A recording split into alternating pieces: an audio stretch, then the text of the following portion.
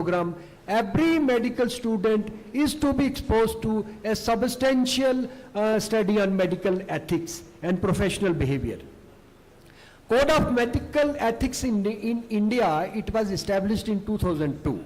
And these are two sections which deal with medical ethics in India.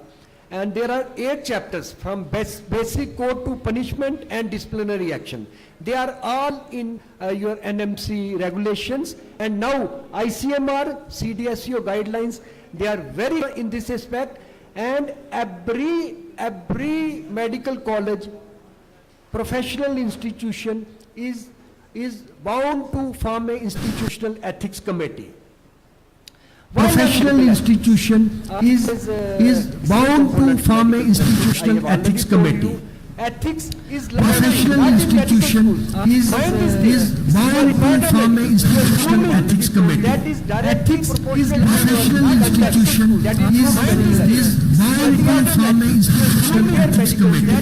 Ethics is professional institution is bound to form an institutional ethics committee. I don't agree with this statement, but some people give this statement that I don't agree with this statement, but some people give this statement that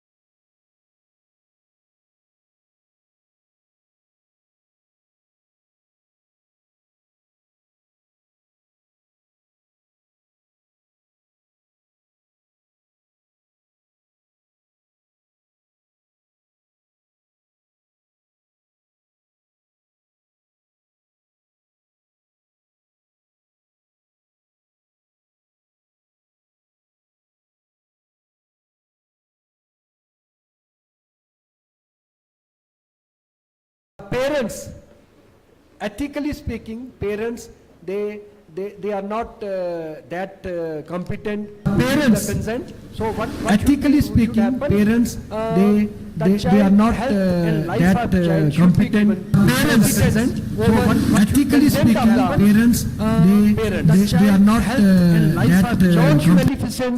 Ethically speaking, parents, they are not subject of ethically speaking, parents,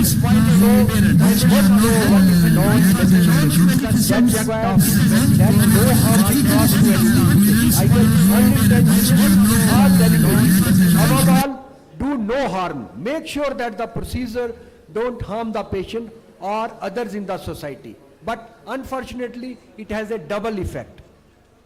Beneficence is doing good for others. The practitioner should act in the best interest of patient. The procedure be provided with the intent of doing good to the patients. Need to assist patients in meeting all their needs. Biological needs, the psychological needs, and the social needs. And while doing this, you must consider the financial status of the patient. In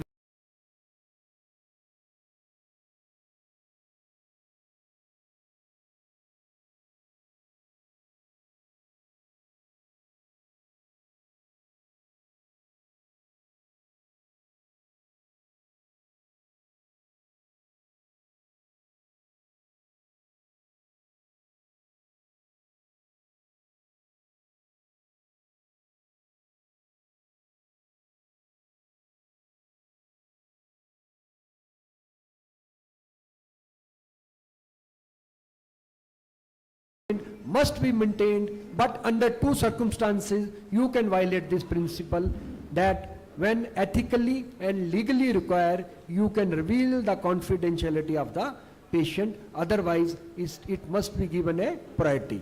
Veracity, this principle applies truthfulness. Health professional needs to be truthful to their clients, more so the patients, right? Veracity is an important component of building trustful relation among the doctor and patients. Fidelity, loyalty and faithfulness, the promise to fulfill all commitments, the basis of accountability, this is, includes of professional faithfulness or loyalty to agreement and responsibility accepted as part of practice of the profession. Accountability, individual needs to be responsible for their actions. So here is the skill, your experience and your judgment. All healthcare professionals are accountable to themselves and to the colleagues and to the society and to the patients. Ethical dilemmas occurs when problem exists between two ethical principles. Again it comes as a 6-9 position, and I told you it's a difficult situation. Both sides have good and both sides have bad about this thing. So ethical dilemmas, how to live a good life. One can say, doctor say, मैं कैसे अच्छी जिंदगी गुजारूंगा जब मेरी तनख्वाह ही छोटी है, थोड़ी है. Our rights and responsibilities, the language of right and wrong, moral decisions, what is good and what is bad, situation necessitating a choice between two equals, right? Usually undesirable alternatives. So how to approach ethical dilemmas? Approach, one is assessment, other is planning, third is implementation, and fourth is evaluation. Am I involved in assessment? Am I involved? Collect the facts if you are involved. What values are in conflict? Right? Then plan. Determine goals of treatment. Identify the decision making. List and rank the options available. Then implement. Work towards a mutually acceptable decision with the patient and with your colleagues. Use of discussions and negotiations to reach a proper decision making which is in the interest of patient. And then evaluations. Once you have implemented something, it may have bad, it may have good impact. So determine whether desired results, outcomes have been reached, and then re-evaluate what went wrong, what went right, and then redesign the things. Clinical ethics is a practical and applied discipline that aims to improve patient care and patient outcome by focusing on reaching a right and good decision in individual cases. It focuses on doctor-patient relations and takes account of ethical and legal issues, which I was talking, that patient, doctor, hospital must address to reach good decision for individual patients. The contents of clinical ethics includes specific issues such as truth-telling, informed consent, end of life care, palliative care, allocation of clinical resources, the ethics of medical research, which is very important after 2017, the study of doctor-patient relation including honesty, competence, integrity, respect for the person. And this is what is worrying me. This is what is worrying me. We are deliberating newer inventions, RIRS, PCNL, then hydrated, ruptured hydrated, laparoscopically, and so what not. We are deliberating upon safe surgical practices, but we are not deliberating upon the disappearing act, the act which started about 15th century BC, that is the medical ethics, your moral values, your responsibility towards society and patients. So medical practices is one thing which comes under this disappearing ethics. An act or omission by a healthcare provider that deviates from accepted standards of practice in medical community which causes injury to the patient.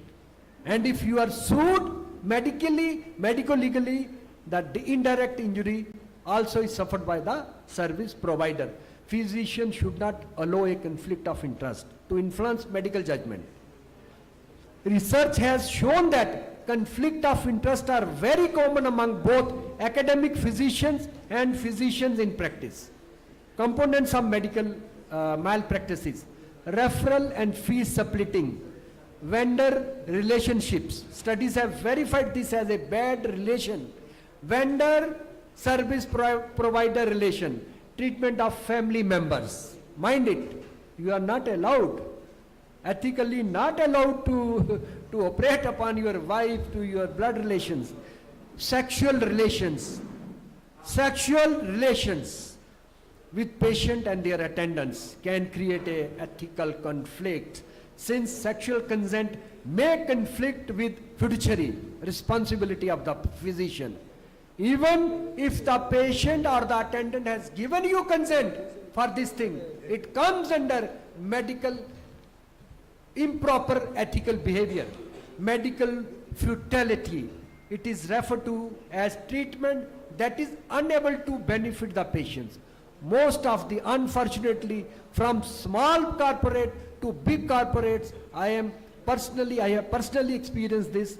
It is referred to as treatment that is unable to benefit the patient. An important part of practicing good medical ethics is by attempting to avoid futility by practicing non-maleficence. And non-maleficence is one of the things which is responsible for suing you in the court of law. Corporate hospitals, in an attempt for financial gains, they are indulging in futility, medical futility, which should not be. Ethical questions for discussion. Should organs for transplantation be purchased? Number one. Should people suffering from a genetic disease be allowed to have children? Should individual be allowed to use scarce healthcare resources when death is inevitable? No clear consensus as to right thing to do. The conflict present problems requiring moral decisions and necessities a choice between two or more alternatives. Should a parent have a right to refuse immunization for his or her children? Does public safety supersede an individual right? Does public safety supersede? Dr. Sanjay, an can you individual- please This sum is up? last slide. Yeah, This thank is you. last slide. And ethical question. Should children with serious birth defect be kept alive?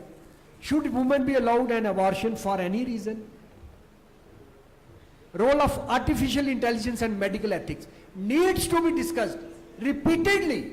I'm stressing, role of artificial intelligence and medical ethics needs to be discussed. And this is last slide. Have we lost centuries old built image demigods and novel profession? Where are the role models and where are the disciplined students? Thank you very much. Thank you, Professor Basin, for a brainstorming lecture. We will not allow you to fulfill your dream of presenting any unethical presentation. We'll always want to talk about ethics because you are our torch bearer. And in the present scenario, it is very important that for our youngsters that they should learn ethics. There are a lot of this unethical things have given bad name to the profession. I hope this lecture goes well and people understand that they do their job ethically. Now, it's a guest lecture. I don't think there are any questions. So the second presenter is Professor Ajaz Ahmed Malik. He is Professor and Head Department of Surgery, SKIM SORA. He will talk on safe laparoscopic surgery.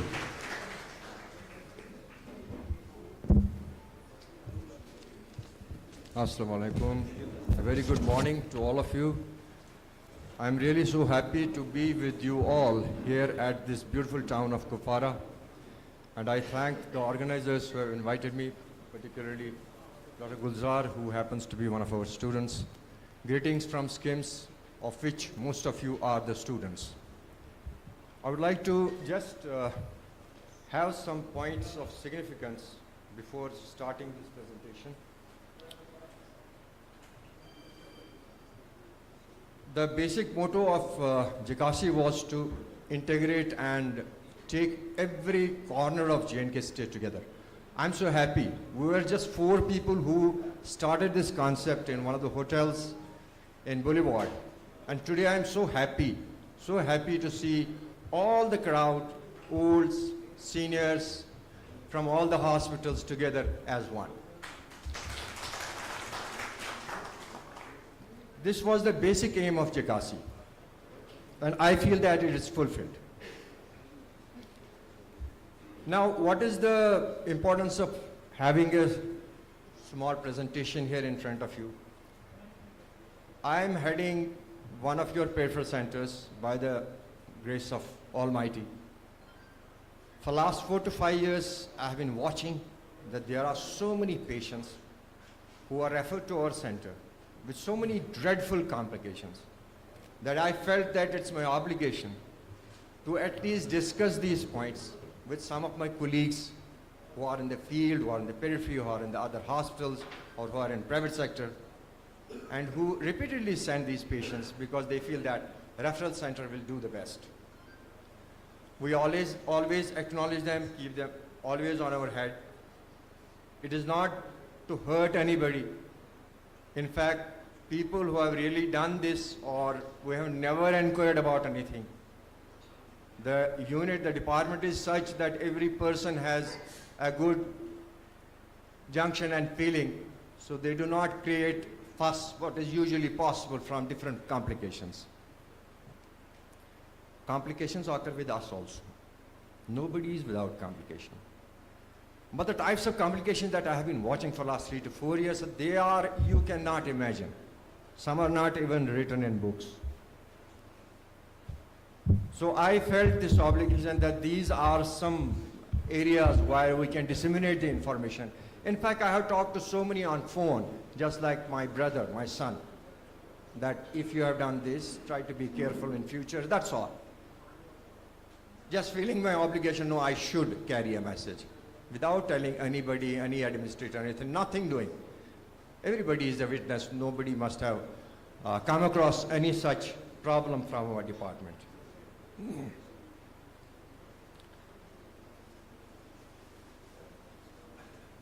Now, starting this presentation here, I would feel honored, respected chairpersons and august gathering here, to have little time for this presentation.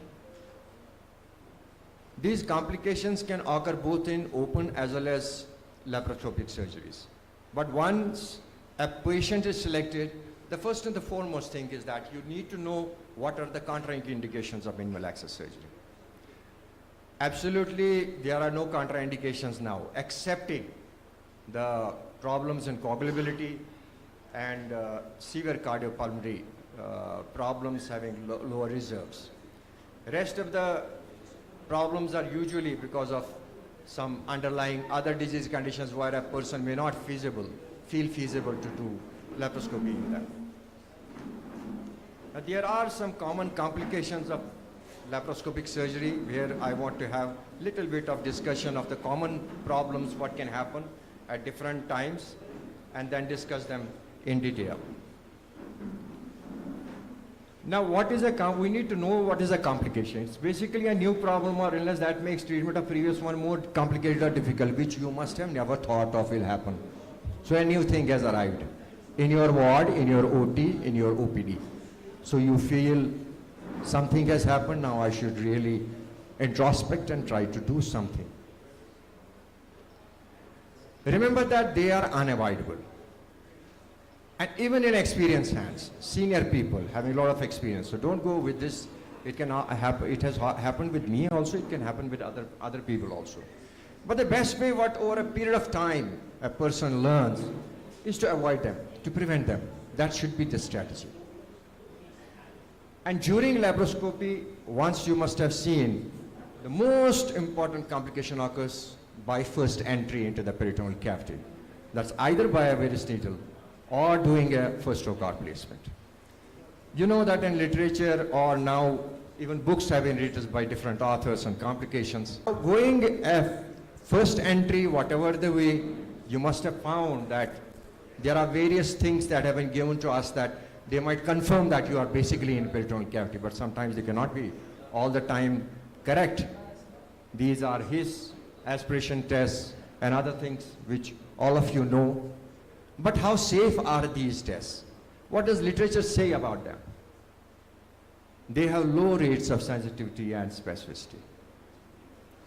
And also the safety sheets and the optical trocars and other methods that have been given, They reduce the incidence of traumatic bowel perforations, particularly in case of adhesions in parietal wall, maybe tuberculosis, previous surgery. There are some patients where you can do 2 or 3 surgical procedures. Most of the surgeons must have experienced here. Then done 4 surgery, you will find clean abdomen. Another patient in whom a simple appendectomy done 10 years back, and you open such abdomen, you find so many adhesions that you get astonished. Is this really? So the healing process in different individuals is different. Like the wounds, they heal on skin and on your limbs. It's different for the visceral organs also. Now, once you are putting a varus needle, you have to stop advancing the needle once inside the peritoneal cavity. This is the basic first point. Once you are in the peritoneal cavity, then you try to go more in. Don't go more in. You are in the peritoneal cavity, second talk you have heard, stop. Now, if there are 2 failed attempts with a varus needle placement, either have an alternate area, most of the surgeons know it here, Palmer's, right iliac fossa, left iliac fossa, so many sites have been devised, or use an open method of Hassan, or simply use other modified trocars if you are having that facility. And defunct bowel, urinary bladder, as well as the stomach, to avoid a complication of the visceral injury. Now, these are the various studies that have been come into play, comparing an optical method, open method, putting a varus needle. Everywhere you can see here, most of the studies do not show any sufficient evidence of one method being better than other, and avoiding a complication by one method than other to a significant level. One important aspect while doing minimal access surgery, or even in open surgery, once you are contaminating minimal access approach, is the orientation of your instruments, trocars and varus needle. For example, this is here, you can see orientation in umbilical trocar in a plain spine position. But once you change it to Trendelberg position earlier, your position of trocar placement has also to change. Your direction has to change. There have been some modified techniques come into play by using visual control peritoneal access techniques. These are the visual control access with 5 mm trocars, the optical access trocar available by different industries, the open technique by Hassan method, then NTIP using threaded imaging port system and needle scope. These are the Vigiports available from Tyco. Between 5 to 12 millimeters you can use them. Now, what is the significance of various techniques? Open techniques, they are slow and need facial sutures to create airtight seal, and they need special skills. Now, if you do an optical trocar, you try to do a Z technique in order to have a good penetration and avoid fixation. Now, there have been reports of oxygenoport site hernias, and needle scopes from different sizes can be used with subsequent choice. They can be helpful in laparoscopy if there is previous peritoneal tuberculosis, Crohn's, and other recurrent surgeries that have occurred. Now, what is the rate of these complications? Gastrointestinal, very low, 0.6 per thousand. Genitourinary, 0.3. Vascular, 0.1. Omentum, 0.4. And then rare complication. But remember, what is the complication rate? I have seen in previous that surpasses far more than what is in literature. So don't think that complications do not occur. They are not being reported. That is one of the things. Now, laparoscopic entry injuries have been divided as type 1. This is usually the major vascular, and type 2, these are the abdominal wall vessels. They are inevitable, whatever the access, either you do an open surgery or laparoscopy. There are visceral injuries that can happen to greater omentum, stomach, bowel, liver, spleen. Now, here is a loop stuck here. Now, if you try to put a varus or a trocar, you will enter into the organ, not into the peritoneal cavity. There are some neurological injuries that can also, and they are happen to occur, and most of the people have been, some surgeons have been sued in court of law. This is inappropriate positioning of the patient. Then getting burns by cauteries, energy source problems. Then once you do surgical dissection, like in hernias, then pressure aggravated by operating team. All these have resulted in different types of injuries in the patient. One has to be very careful. And common injuries that have happened because of hyper extension of the arm, both combined by surgeon and anesthetist together, because of brachial plexus or common peroneal, we can get foot drop. Now these are the risk stratifications for visceral injury happening in a primary trocar insertion. How do you do the risk assessment? Umbilical is the safety, having no risk. Now low risk is organ injury avoidable by left upper quadrant, open lap or optical trocar. These are basically depending on what is the previous surgery, what has happened. For example, generalized peritonitis, intestinal obstruction, diaphragmatic hernias, midline incisions. So you give a particular score and then stratify them like I have shown you here. Which entry would be the safest? Which most of us never think of. Now there are some universal steps for safe access. Always try to have a relaxed abdomen. Empty the stomach, empty the bladder. This will avoid major visceral injury of stomach and bladder. Then have a prepared bowel. In most of the long cases where you are doing colorectal and other surgeries, or you are going to retroperitoneal areas, because you might have to resort to an ostomy. Then you should usually have an experienced team and good colleagues all around who help you at every step.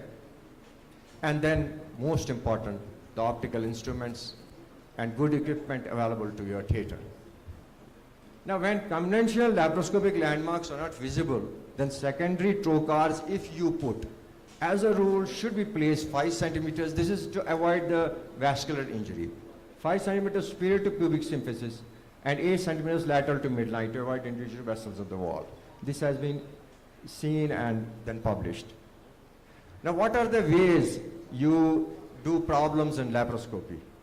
You disregard the anatomy, try to enter the areas which are not of your concern. 2, you disregard the technique. Follow a technique which you have learned. Don't try to innovate things which can be problematic to you. That there's an example. You see the legs of this and you see this. Basically what you are seeing is this, but it may be this. So this is Sugar method of target identification that a person should have. One of the examples is we have now found that reverse sulcus. Try to go above this. This is safer for laparoscopic cholecystectomy rather than down. Similarly, having a critical view of safety in these, again, helpful. And follow this. Don't try to do your techniques. Just a minute. Now, if an injury has occurred, always be calm, act as a team leader, and assess the complexity of injury. Question for your experience, and then never hesitate to call help other colleagues. Remember, no heroics by worsening the already bad condition. Now, there are some other complications that are related to anesthetic areas and subcutaneous emphysema, physiological peritoneum, and thromboembolic and gas embolisms. Now, urinary tract injuries are of practical concern to surgeons. This can be minimized by catheterizing the bladder prior to surgery, and then you can use ICG method nowadays or preoperative prophylactic urethral stenting. Similarly, surgical site complications that most of these have been discussed by my colleague, Dr. Ejaz Malik from Shifa Hospital. Then these are the things what a person has to think before taking a patient for surgery. सबसे पहले बात देखा ही जाता था आप जरा pregnancy test करो, because there are so many patients who are pregnant and you don't come to know. We have found so many patients. Similarly, advance plan with patient regarding unexpected intra-abdominal circumstances. You should think of. So use thromboprophylaxis and antibiotic prophylaxis in them. Similarly, correct patient positioning and placement of Professor stents. Ejaz, we are going for inauguration session just after a while. Can you half a please minute. summarize? Just half a minute. And then thorough timeout at the end should be the mode. This is the last slide. The operating count by nurses should include specimens and retrieval bags that you have used. And important post-operative consultation include analgesia, early ambulation, careful attention to early warning scores.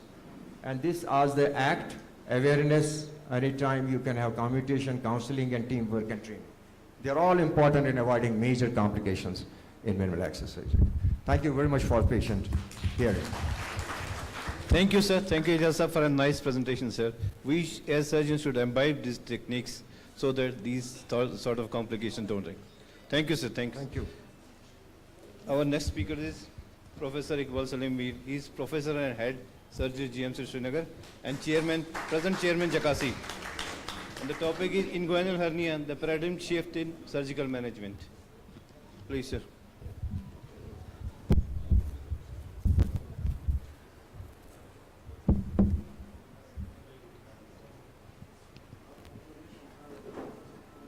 Good afternoon, everybody. It's really wonderful to see the hall full here. And as Professor Ajaz said, the dream of Jakasi is getting fulfilled. We want that surgery, surgical principles, and safe surgery, they should reach all the corners of our UT, and that's our primary concern. I'll try to be brief because we have inauguration. So I bring you greetings from the oldest medical college, and I'm sure majority of you have graduated from there, even though you forget it afterwards.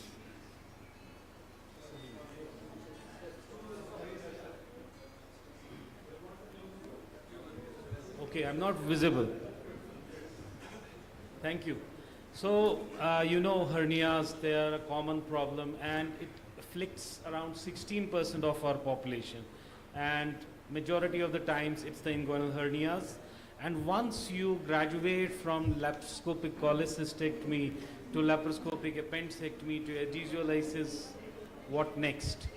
This is where you will be taking up the cases, and this is going to differentiate you from a common laparoscopic surgeon to an advanced laparoscopic surgeon. Mind you, a case which is being done by the registrars and postgraduates in emergency in non-big theaters, we have made it into a complex challenge because we want to have more patients for ourselves. So, isn't this the approach that we take? Open hernia repairs, Bessonese, shoulders, and then I would directly go to Liechtenstein, because these are the three main surgical procedures that we are used to. But how did we come here? One of the oldest methods was that if you are going to treat hernias, you are going to chop off the testes, because mostly it's the males that are involved. The radical cure of hernias. But where have we reached now? Now it's not possible. You will be sued in the court of law, and I'm quite sure Dr. Basin will not be able to bail you out. So you have to have the latest technology, the latest technique available with you. One of the most important things was this 1958 year. Francis Usher, he introduced this prosthetic mesh.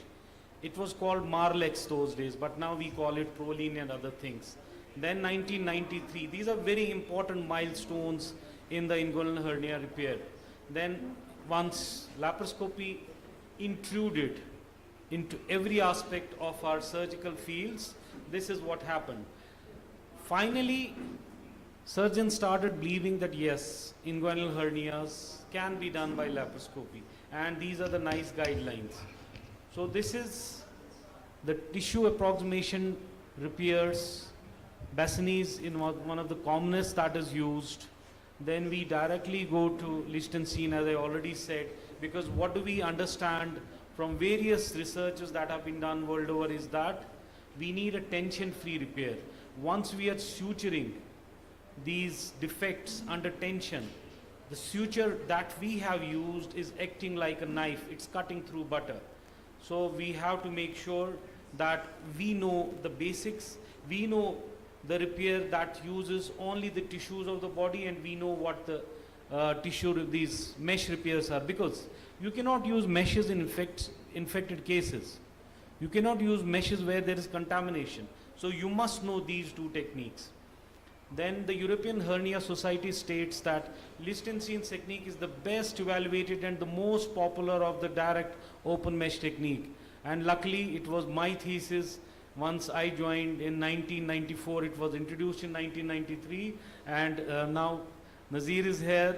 He's acknowledging that we were doing it under local anesthesia and we were getting banged for doing that. So then laparoscopy came in, 2 repairs, but there's a bridge in between. TAPP, you have seen the videos, wonderful videos in the morning. Then you have TEP, a step higher, and it takes some time to graduate from TAPP to TEP. Why so? Because TAPP is going through the place that we are normally used. We are going through the abdomen, then we are visualizing, raising the flap. Mudassar already showed it nicely, and it gives you a wide field. It gives you that freedom of movement. And once you are not well versed with the anatomy of the inguinal region, because here I use the sentence, there are no landmarks. You have to create the landmarks. So once you have graduated by TAPP, you have learned the technique, you have seen the landmarks, your TEP procedure becomes easy. Then you can go and graduate there. And let me tell you, I have learned it the hard way. We had no teachers. We went through this phase, and luckily we have come out of it. So are there any absolute contraindications? Of course, as we already talked, Professor Ejaz just now said that there are almost no contraindications now, but still remember these things. TEP, this should be the repair of choice, because you're not going intra-abdominally, you're preventing all the complications already enumerated by sir. You're going through a plane which is virgin, so you must know TEP if you are going to take up advanced laparoscopy. For bilateral hernias, then for anything that gives you less freedom and more problems, TEP is the procedure of choice. So what we are doing is slightly different. This is not the standard TEP that you see. The ports are in a different position. This is called TTEP. So this is the triangular placement of ports, because the problem in TEP is that you're fighting. You're fighting with your instruments, you're fighting with your own self, and after 15 or 20 minutes, you're fighting with everybody. So why not use this technique? We have already completed one thesis on it. It gives you absolute freedom of movement. You stand on one side and your hands move like anything. So this is, once you enter into the area, you can see, I want that we should have this cobweb appearance. These are surgeons' best friends. I keep on repeating it.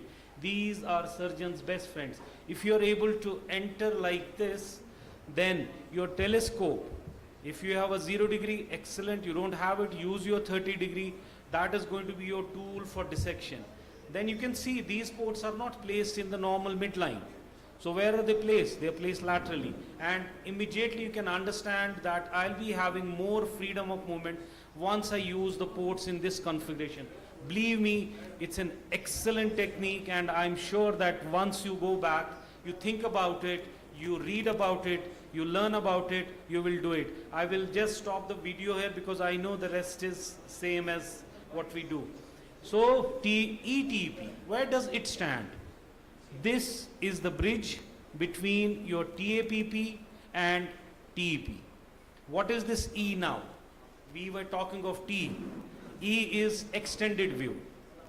You are getting an extended view of the inguinal region, and you are having the freedom of movement. Because again, your ports are not in midline. They're not fighting. They're not crossing each other.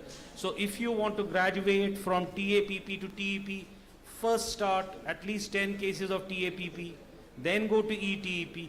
You will get that confidence. Yes, this is the area. This is where I'm going. This is where the reflection, this is where the lighthouse sign. I hope President Jagasi sets an example by finishing in time. Am I too? Yeah, 5 more minutes, 5 more minutes. Oh, that's wonderful. Thank you very much, sir. So, I already said ETEP is what you must master. And contraindications, well, if you have a large hernia, if you have obstructed hernia, don't try TEP. Go for a TAPP. Then these are the recommendations. I'll try to skip through because I have been given, my lifeline has been cut. So, a well-managed hernia is not just about repairing the defect, but about restoring the patient's quality of life through careful consideration of technique, technology, and individual patient needs. But now, I have a question for you. How do you tackle your hernias? You're stationed in a place where you don't have the laparoscope. You have the laparoscope, you don't have the laparoscopic surgeon. You have the laparoscopic surgeon, but he is not experienced. How many of you would still like to do a laparoscopic surgery? No one. So that is one of the best decisions that you can take, because you must have all these 3 factors in mind. Now my next question is, and I want an answer here, because I think you are sleeping. Pre-lunch sleep is there. You have a patient who has a short distance between the umbilicus and the pubic bone. What will you do?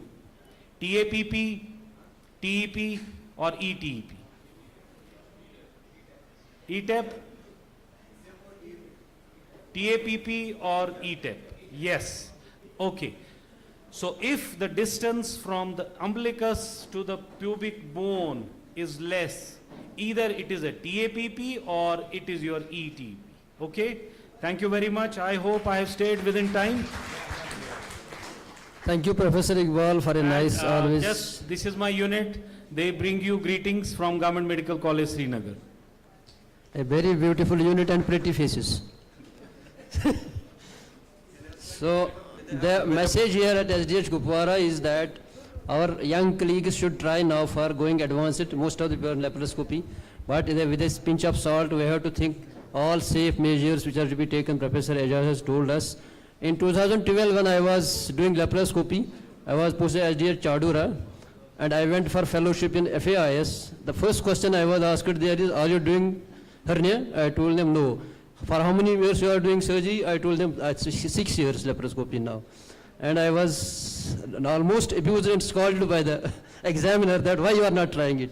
This question was put to 20 candidates for fellowship. Out of those 20, only 2 were doing hernia surgery. I came back and started at Chadura. I did first step and tap at Chadura, SDH. We had a single chip camera with no TV. There just an old TV was kept there. I purchased a Sony TV, 15,000 rupees, and started. And by the grace of God, we could, the only thing was that I was always having a support of my seniors. I was very close to Srinagar. I thought in case of complication, I can have a support. That's very important. We have to look for those things. So with the permission of the chairperson, I would like to announce that we shortly are going for the inauguration ceremony. The chief guest and the guest of honor are already here. So I would request you to be brief so that we can prepare the stage for the inauguration. So Dr. Amir. Thank you for another wonderful session. I would request Dr. Salim Iqbal sir, please come on the stage to present the mementos to the presenters and moderators. Please, sir.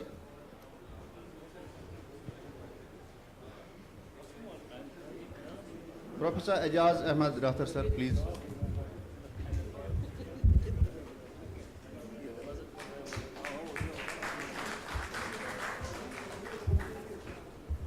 Dr. Nazir Ahmad Wani sir, please.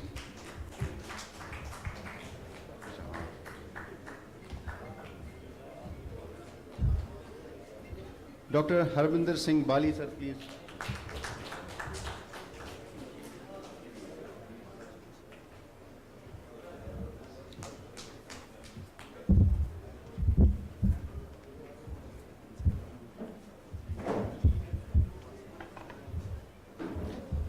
Thank you, sir. I request Dr. Wakar sir, please come on the stage to present mementos to the presenters.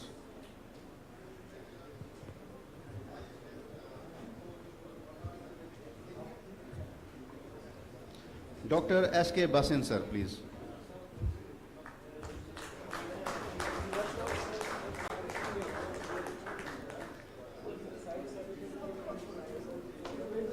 Dr. Ejaz Ahmad Malik, sir, please.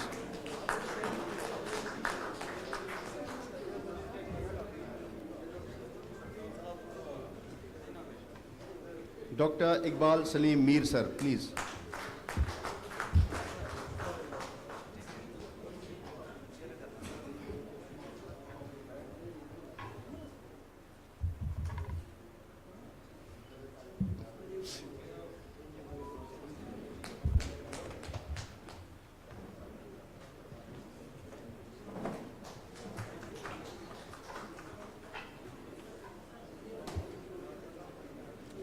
Thank you all for this wonderful session.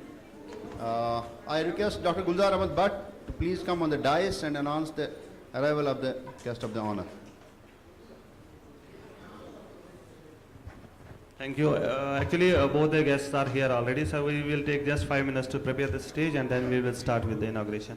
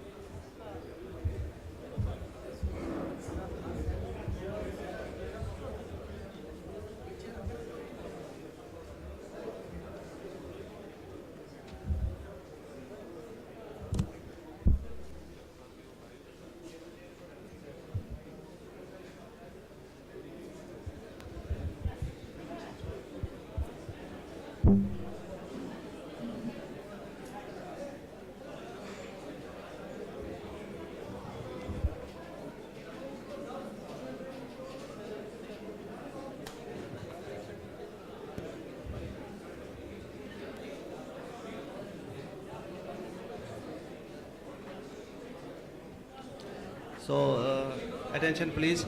Our chief guest and guest of honor will be in the hall any moment. So I would request everybody to maintain discipline.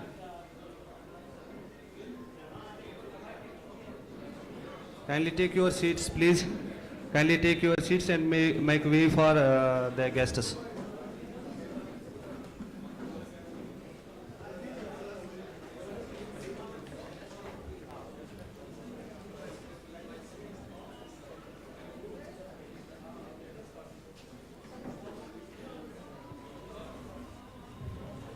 So I request you all to be seated as our chief guest were the DC Kupwara, Miss Aishi Sadan IS is here.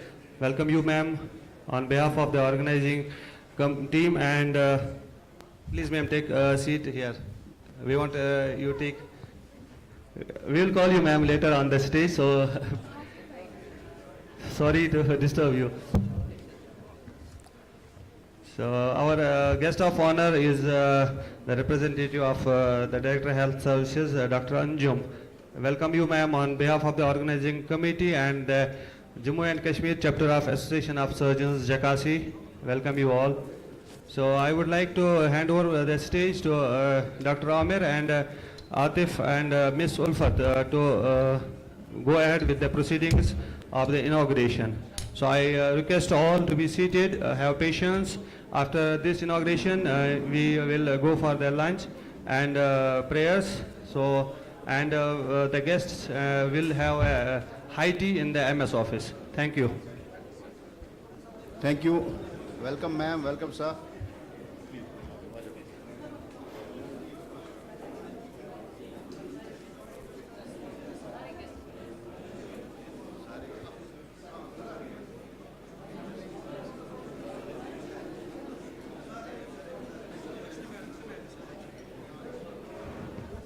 I request everyone to kindly take seats. Please, there are empty seats on the back. Please go to back and take your seats as we are starting with the inauguration.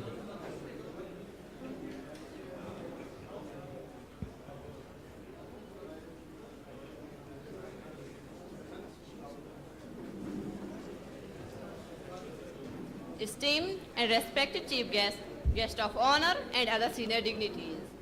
Dear audience, we namely Atif Qadir and Ulfat Ibrahim welcome you all with high huge Islamic greetings. Assalamu alaikum wa rahmatullahi wa barakatuh. We are so glad that you joined us today in this midterm conference 2024 organized by Postgraduate Department of Surgery, SDHK Kupwara, J&K chapter of Association of Surgeons of India. As sunrise, a doctor's journey begins. There is a story to hear, there is a face to see. There is a soul to touch, there is a light to shed. It's not about illness and cure, but empathy and secure. A heart with compassion, a soul with passion. A mind with precision, the day ends. But the journey continues, as there is a will and an oath to fulfill. Surgeons like you are not just doctors, but real life savers. We may not have talked to God in our prayers, but in your services, we have seen some of His favors. Surgical care has been an essential component of healthcare worldwide for over a century. As the incidences of traumatic injuries, cancers, and cardiovascular diseases continue to rise, the impact of surgical intervention on public health systems will continue to grow. As the theme for this very special event today is safe surgical practice. Surgery is often the only therapy that can alleviate disabilities and reduce the risk of death from common conditions. Every year, many millions of people undergo surgical treatment and surgical interventions. Accounts for an estimated 13% of the world's total disability-adjusted life years.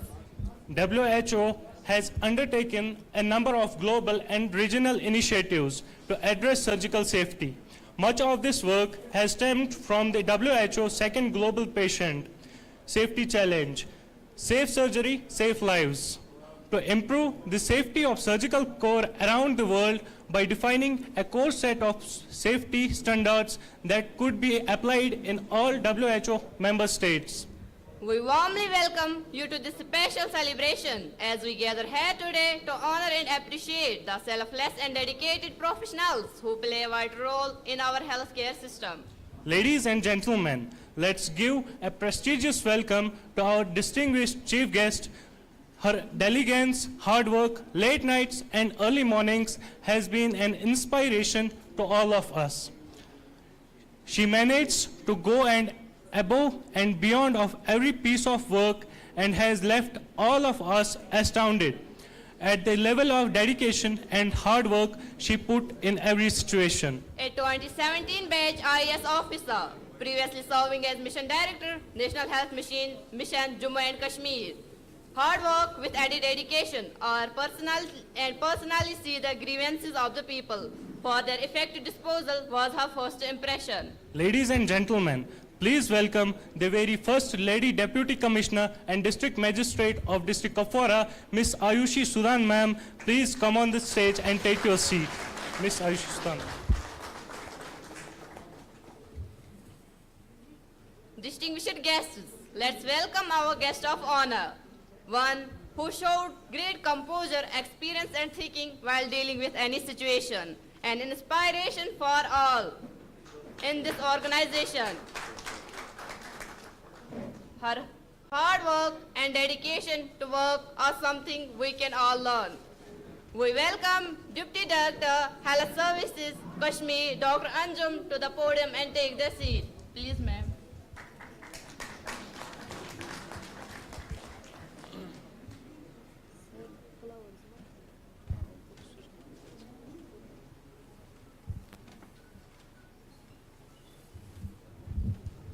Beautiful flowers for our distinguished guests. Now we may request the Chief Medical Officer Kupwara, Patron Dr. Muhammad Ramzan Mir sir to come on the podium and take their seat.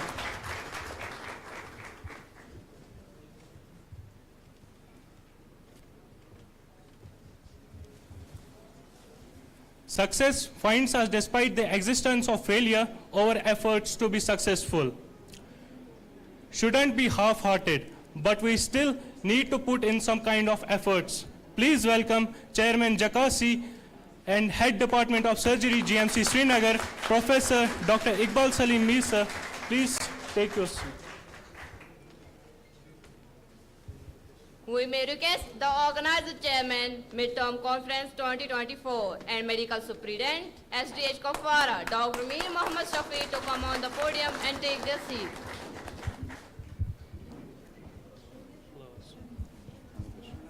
Please welcome Honorary Secretary Jakasi and Associate Professor ESCOMS Jammu, Dr. Harbinder Singh Bali. Please come on the podium and take your seat. Dr. Harbinder Singh Bali, sir. At last, but not the least, one who created such a memorable event. This event could not have been possible without him. His ability to organize such a seamless and enjoyable event is truly commendable. The star behind the scenes, his dedication and hard work in organizing this event has left all us in awe. Please welcome the organizing secretary, consultant surgeon and DNB faculty, SDHK Kupwara, Dr. Gulzar Ahmad Bash. Please welcome on the podium and take their seat.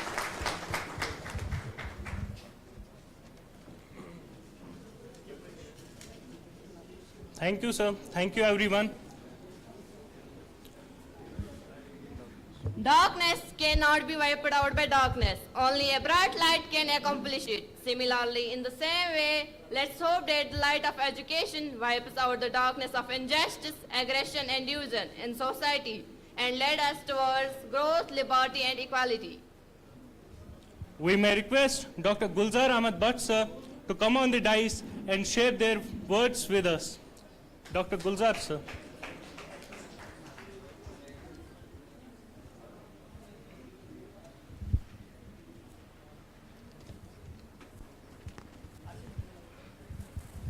Respected Chief Guest, Ms.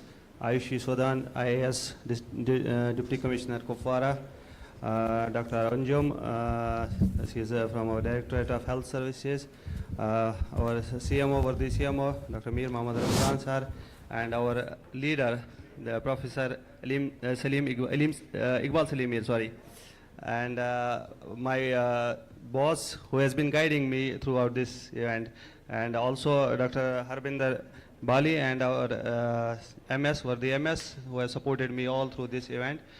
I welcome you all, the teachers, my teachers, seniors, faculty, friends, colleagues, and postgraduate students. All, I welcome you all to this Midterm Conference 2024, organized by the Postgraduate DNB Accredited Department of Surgery, SDHK Kupwara, in collaboration with the Jammu and Kashmir chapter of Association of Surgeons of India. It's my pleasure to be here and in front of you, and I am very happy to see the hall full. Due to the weather, this was not favorable weather around, but still you people made from far off places, even from Jammu. I'm really thankful to you all. So I will not take much time, but I would just like to make a few comments here that I would like to address to the chair, our chief guest and guest of honor, that at Kupwara, as you all know, that it is, we call it as SDH, but on papers it is a CHC.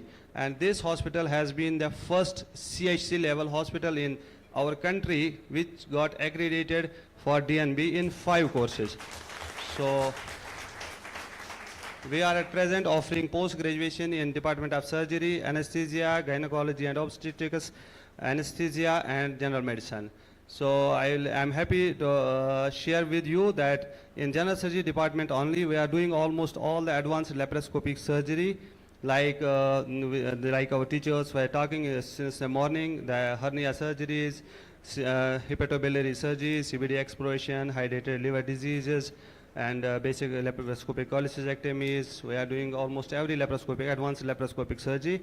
But only thing we have is that we are doing it, which probably differs us from you, that we don't have those gadgets in hand. We are doing it with the old tools. So like if I talk about the laparoscopic system which we have in present is an old one which is basically written off by the manufacturer itself, but still we are working on that. We don't have the advanced energy sources for performing these surgeries, but we are trying our best to help our patients, and many of patients are saved to travel to Srinagar. So I would request the chairs to kindly pay an attention to that thing, that this hospital, although it is a CIC, but it is catering to the most of the population of district of Kupwara. So, and the bed strength is huge. It's a more than 100 bedded hospital. So kindly pay an attention to this thing and give us some relief from that. And we have recently started cancer surgeries. I am happy to share with you that we have operated more than 6 colorectal patients here, and all of them are God willingly doing well, and alhamdulillah. And this, as I told you, that this hospital has got a teaching stats now since last 2 years, and we have already 2 batches in every department. We are doing, we are having MS DNB in and MD medicine in 2, and then we have diplomas in 3 departments.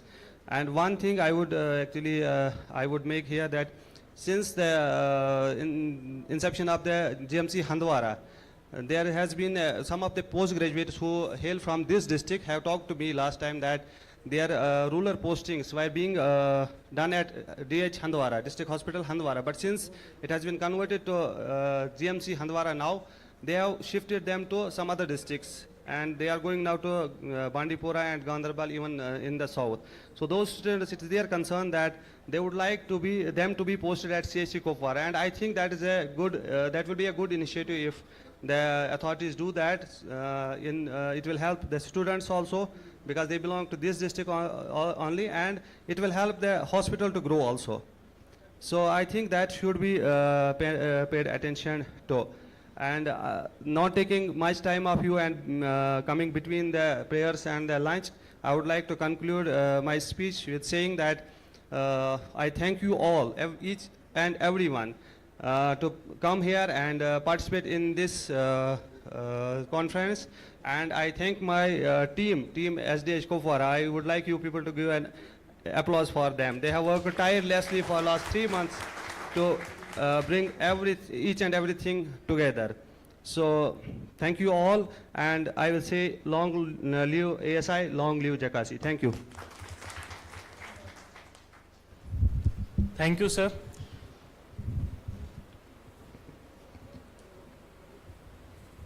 किसी को बेसबब शोहरत नहीं मिलती ए वहीद, किसी को बेसबब शोहरत नहीं मिलती ए वहीद, उन्हीं के नाम है दुनिया में जिनके काम अच्छे हैं. Now we may request Dr. Harvinder Singh Bali to share a few words with us.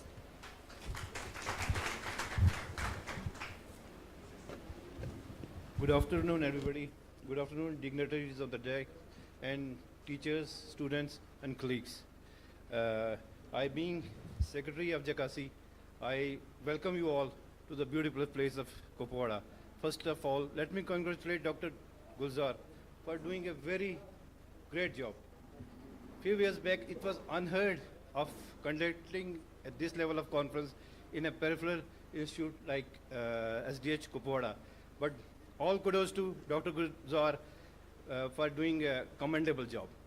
So I would request the authorities, the DC ma'am, the CMOs, and the district administrators, you should help this guy, the team of Dr. Gulzar and all, to get each and everything to this institute.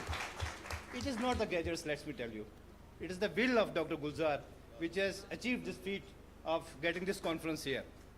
And after taking over the reins of Jakasi this year, Professor Iqbal Salim Awarwadi, chairman, myself, this was in our mind that we are going to conduct these conferences in peripheral institutes of this state so that to bring this expert level of care at the doorstep of every common people of Jammu and Kashmir. So thank you all. Long live ASI, long live Jakasi. Thank you, sir.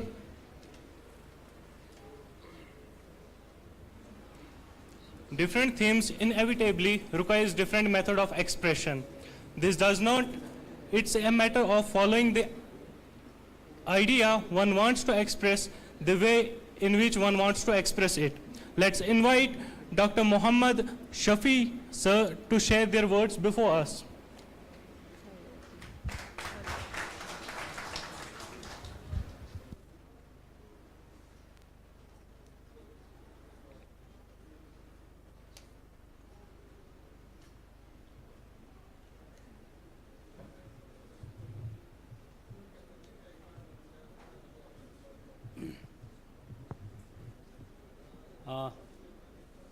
Worthy Chief Guest, Deputy Commissioner Kupwara, Ms. Aishi Sudanji, Dr. Anjum, Epidemiologist from Directorate, Chief Medical Officer Kupwara, Dr. Mir Ramzan, distinguished guests, speakers, participants, and my dear colleagues. Assalamu alaikum and very good afternoon to all of you. This is my privilege to welcome you all to the surgical conference at SDHK Kupwara. This conference is an incredible opportunity to come together, share our knowledge, and discuss the latest advancement in surgery. It is through events like these that we push the boundaries of what is possible in patient care. I would like to extend my gratitude to the organizing committee for their hard work, to our sponsors for their support, and to our speakers who will be sharing their invaluable expertise with us. The success of surgical services is deeply intertwined with administrative support. Our role is to extend beyond management. It's about empowering surgical teams to deliver the best care. We ensure the resources are allocated efficiently from state-of-the-art to sufficient staffing and training opportunities. Let's continue to work together, share feedback, and innovate so that we can overcome challenges and achieve new heights in surgical excellence. I would like to draw an attention towards few achievements at SDHK Kupwara as Dr. Gulzar has already mentioned, so I will be very brief in this matter, that in this year we have done the cancer surgeries in this hospital, which was a dream all over, that cancer surgeries will be done at CHC, that too at this peripheral level. And one more achievement, that was because of our department and because of the support of our dynamic leader, the Deputy Commissioner, Ms. Ayushi Sudan, that is, we got a Laksh certification this year. And telling you all that we were suffering, we were since so many years to get this certification, almost 3 to 4 years, but this year we could succeed and got this certification, and it's a big thing and big achievement for this institution. So we should support each other, the departments should support each other, and we should grow. At last, I thank you all for your time, and I thank my colleagues who have made this event possible. I thank you all for being part of this event. Thank you so much. Thank you, sir. I am determined to practice deep listening. I am determined to practice loving speech. Now, our call goes to Professor Dr. Iqbal Salim Mir to share their words with us.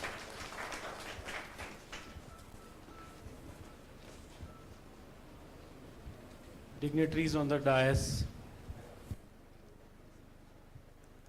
my teachers, my colleagues in the audience, students, and the people of this beautiful Kupwara. The moment I came, I clicked 2 pictures to make sure that I remember where I was. Good afternoon, everybody. It's a matter of pride for me as the chairman of Jakasi that the dream that was initiated 14, 15 years back, that we should reach each and every corner of our UT, and the slogan should be that we should cooperate so that we have safe surgery, we have safe surgeon, and we have the safe patient. This is the main crux of Jakasi, and once I took over the reins from Professor Basin, in my inaugural speech I said that I had some things in mind. But before I go to that, I would like to congratulate Dr. Gulzar and the team of Kupwara that you have done a wonderful job. It's not easy to organize conferences of this nature, to invite people and to make sure that everything goes blemish-free, and you have done that. Well done. I hope what they just remarked here, that they need the gadgets. Yes, true, Dr. Gulzar has the will and he has the expertise, but certainly he needs equipments, he needs gadgets, because at the end of the day, we want that the surgery should be conducted in a safe manner. So I would request our DC Sahiba that please look into this matter and see there are a lot of funds that can be diverted, and I hope that things are given to this beautiful hospital. They're really working hard.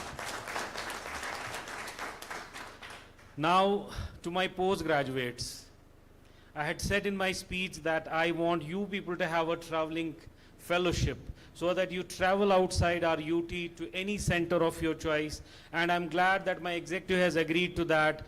We will be giving 30,000 rupees to the person who comes first in a quiz that will be conducted, and we will send him to any center that accepts him for 10 days so that they get trained, they get exposed. So that was my first thing.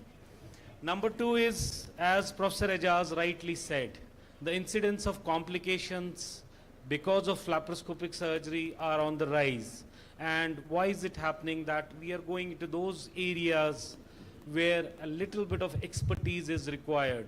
Therefore, I, as the president of Jakasi and as head of the Department of General and Minimal Access Surgery, GMC Srinagar, have already written to the authorities that every surgeon who wants to join us, to join SKIMS, to join GMC Jammu, to join in this JVC, I still call it JVC, they should be allowed to come for refresher courses. I hope you will come forward, as already Jammu people have expressed their desire to come to GMC Srinagar, and we welcome them for that.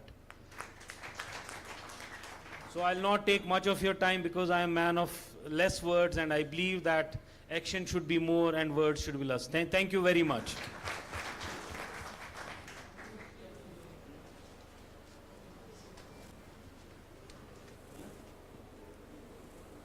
A healthcare officer devotes their life to help others.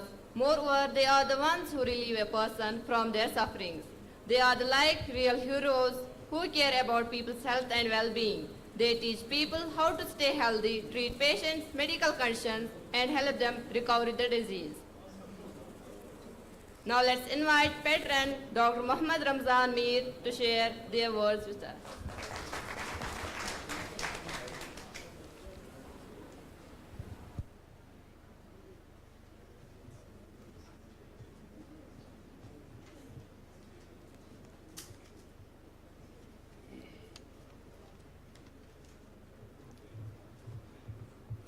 Bismillahirrahmanirrahim. Good afternoon, everybody. Respected Chief Guest, Madam Deputy Commissioner Kupwara, Ms. Aishi Sudan IAS, our guest of honor, Epidemiologist Kashmir, Dr. Anjum Afshan, President Jakasi, my dear colleague, my dear friend, Dr. Iqbal Salim, General Secretary Jakasi, Dr. Sahab, Dr. Harbinder Singh, my honored teachers, my honored officers, my honored colleagues. I have many colleagues here, many teachers here. Esteemed colleagues and other participants, I welcome you all in this midterm surgical conference 2024 at Sub-District Hospital Kupwara. I am honored to highlight the remarkable achievements of our district healthcare landscape. I'll be brief and precise. With 307 health facilities, operational healthcare facilities from Medical College Hospital, District Hospital Handwara to sub-center level, District Kupwara has made a significant strides in expanding access to quality healthcare services. Notably, we have right now 5 hospitals.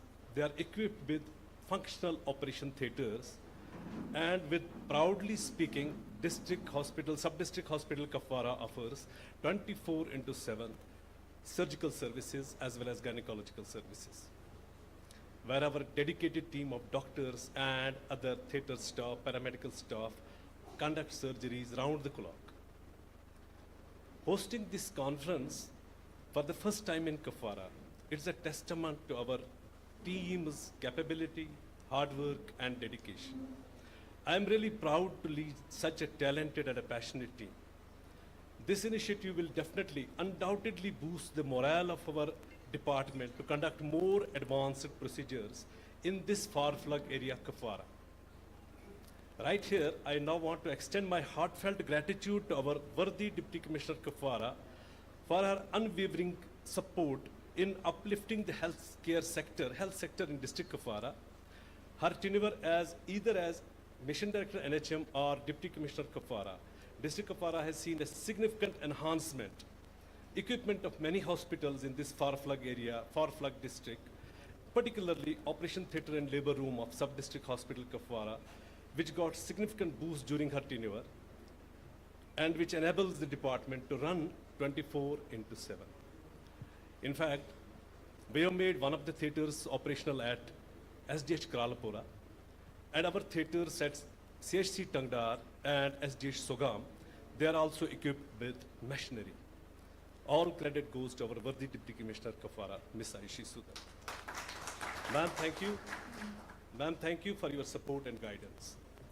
Again, I would like to reiterate that let us continue to push the boundaries of healthcare excellence. Our goal should be healthy country, healthy UT, and lastly, healthy Kupwara. Thank you.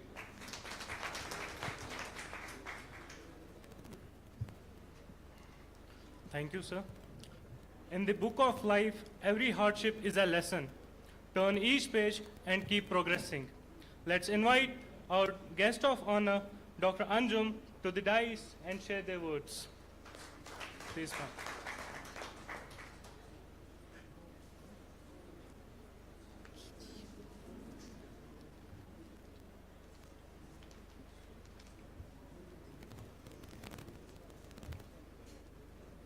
Good afternoon, everyone.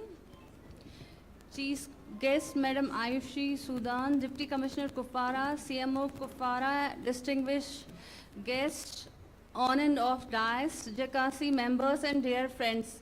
It's a great honor for me to be talking with you on this very occasion.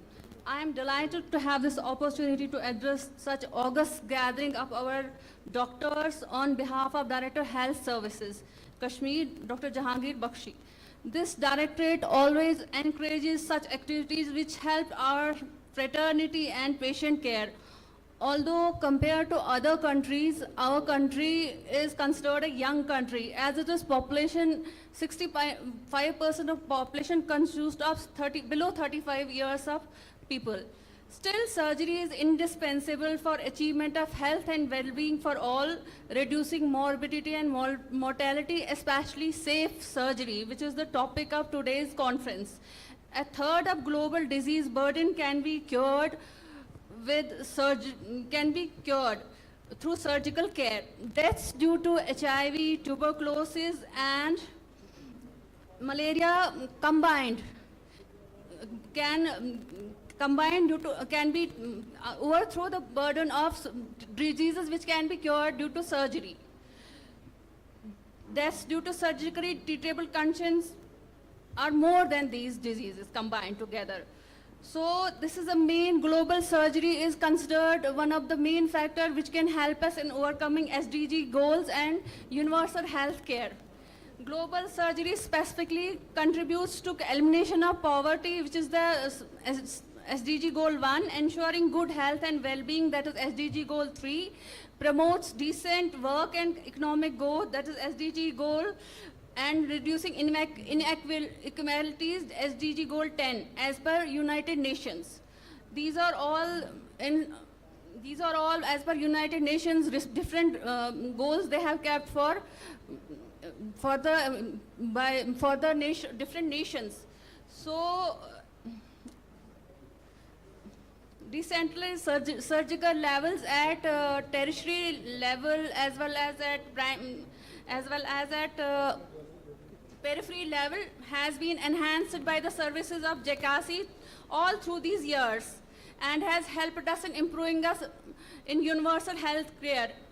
Continuous efforts from JKC has helped us to enhance surgical service at all levels. My sincere thanks to them from Directorate of Health Services. Thank you.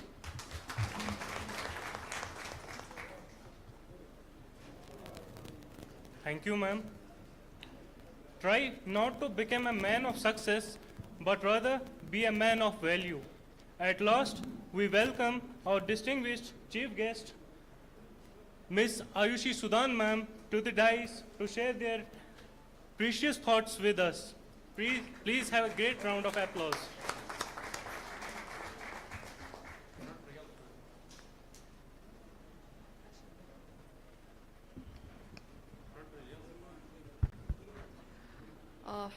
Respected dignitaries on the dais, all the delegates, the resource persons, residents, DNB students, the paramedic staff, members of the media, thank you and a very good afternoon to all of you. First of all, I'd like to congratulate, of course, JKSI and the members of JKSI, the president, the members, the general secretary, and the member JKSI, who have organized this particular conference with the health department. Definitely one of a kind conference in this part of Kashmir, probably the first in Kupwara. So that sort of tells you where we are heading. I like to just put a few points to all of you because a lot of you are from outside, and through the media to the general public of Kupwara as well. A lot of you know that DNB program has become a success in this UT. And as rightly mentioned by the speakers before me, this was the first CHC in the country to get the distinguished, to get 5 courses as DNB courses. So first of all, we need to acknowledge the hard work which has been put in by the entire staff of this particular hospital to get those 5 certifications done. It is not a normal feat because I have seen so many bigger institutes as well. So many GMCs don't have this kind of, these many DNB courses. But this being such a, in fact a CHC has been able to do it. So it is a huge asset for us as residents of Kupwara, as well as a huge feat of achievement for the doctors and the staff and the entire administration who is present over here. The second thing is that this year the health department has again gone ahead and gotten a few certifications done, which again is no small deal. 2 SDHs, they got Lakshya certification in Kupwara district. 2 HWCs, they got NCOS certification. And these certifications are very hard to get. These certifications take a lot of time and effort from from your entire staff, down to the sanitary staff. So again, this could not have been possible had the team not worked together and in complete coordination with everyone. So, and because since the certification I have not had the chance to speak on any public forum, I would like to congratulate again the health department and the entire team for having achieved this. And let's target a few more in the coming year. Let's not stop here. 2 HWCs NCOS, I think we have so much more potential in the entire district. There's so many beautiful institutions in the district who have very dedicated health force and who can actually get these certifications done. So let's not stop here, let's get these certifications done. The third thing is that, rightly said by the team of doctors here, you require the best gadgets. You require a very dedicated workforce. You do need that the standard treatment protocol is actually implemented on the ground, so that finally our mortality and morbidity is also less. We've tried our best to enhance the infrastructure, at least when it comes to equipment, in not just SDH Kupwara, but in other parts of the district as well, through whatever means we could. And the same would continue in the future. You've had an excellent team who have been working with the Ayushman Bharat scheme as well. So many surgeries are done free of cost for the patients here, very advanced surgeries now, and you gain a lot of revenue out of that as well. I would urge all of you to actually utilize the revenue that you gain out of the Ayushman Bharat in a proper way, in the best way possible, so that these smaller issues are also addressed at the level of the institution itself. For example, I remember the first inspection of the OT that I did. The CMO Saab, and I don't know if Dr. Gulzar was with me, but MS definitely was there. So we realized that there was one machine which was missing, which actually hampered the workstation, the anesthesia workstation which was missing. And we realized that that actually was hampering, that resulted in actually non-functioning of an entire OT. Because everything else was there, just the workstation was not there. We had a functional OT, and then we could not do surgeries, we could not make it 24/7 because of the same reason, because we had only one functional OT. And you had sufficient funds also available for the same. So as I said, that the revenue that we are gaining from Ayushman Bharat, that also needs to be utilized in the best way possible, so that these smaller things, for example, anesthesia workstation, which can actually help us in operationalization of a new OT, that can be done. Apart from that, definitely we have so many other schemes under NHM also, which includes BEM, wherein you have the maintenance of the various equipments, the medical equipments. I've seen somewhere what happens is that there is a lack of communication as well with the teams, wherein there is a delay in actually operationalization of those equipments as well. So those kind of delays can also be avoided. That coordination can be improved, and that will actually help in improving the healthcare delivery to the final person on the ground. We have all the resource persons here, the delegates who've come from very far off places, I am assuming. So let us have an enriching session here. Let us have an interactive session over here. Let us all actually contribute in problem solving as well. Of course, one aspect is the funding part, which I completely agree with. Without the funds, you cannot function. However, there can be an improvement of processes as well. Let's focus on that also. Let's focus on the improvement in processes. Let's focus on improvement in hygiene, on safety standards, and actual implementation of STP on the ground.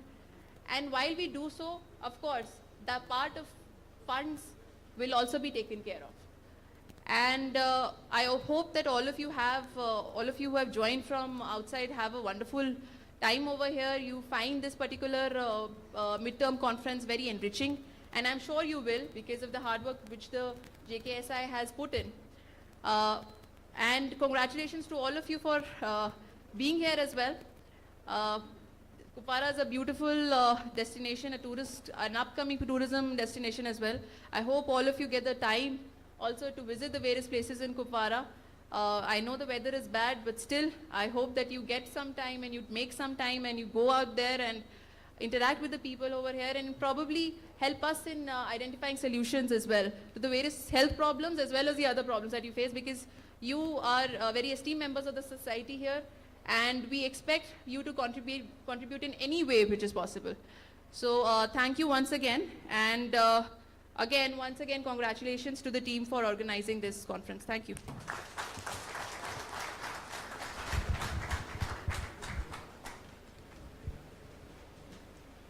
Thank you, ma'am. We are very grateful as you joined us today in this very midterm conference 2024. The theme was safe surgical practice. Thank you, ma'am. Thank you once again. We are profoundly joyous and honored to have the opportunity to welcome everyone to the occasion of this midterm conference. We are honored to address our esteemed chief guests and other dignitaries present here to make this day even more special by joining us for lunch. Thank you, everyone. Let's conclude by saying me this.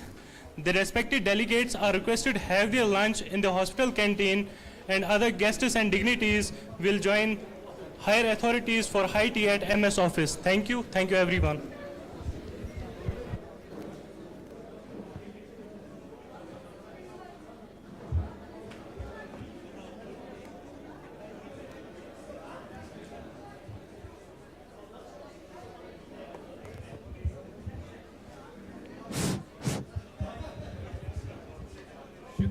Hello, Chief. Shahin sir.